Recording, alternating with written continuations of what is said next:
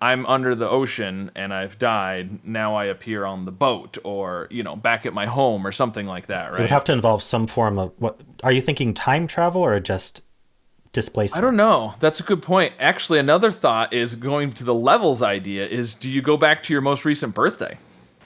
Oh, interesting. Sure. Wherever you were on your birthday. That's your checkpoint. Is It's like each year is a level, right? I don't know. Well, and I was thinking that too. People would, if that was the system, then we would use that as time travel, right? So we'd have to get rid of That's a lotteries good point. because That's a good everybody would point. know what the lottery numbers were going to be, and then you just go back to that Yeah. checkpoint, and then you start all Yeah, over that's again. very true. Well, then you have all the normal time travel problems, right? All the things that are. What if you don't keep your memories, but you just have this instinct to not do one thing, right?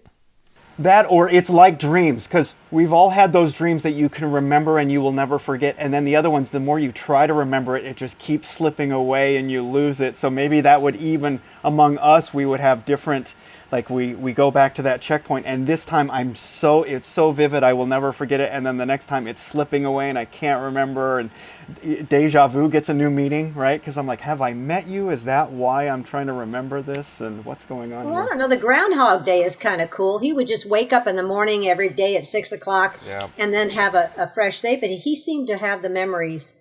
He Kept had the memories, but no one else did. Yeah. Which Right. is interesting. Right. It's a very personal story to him, and it feels like he very much has main character vibes there, right? Where it's like no everyone else is an NPC and he's a main character, and because he's the only one who re-experiences this day.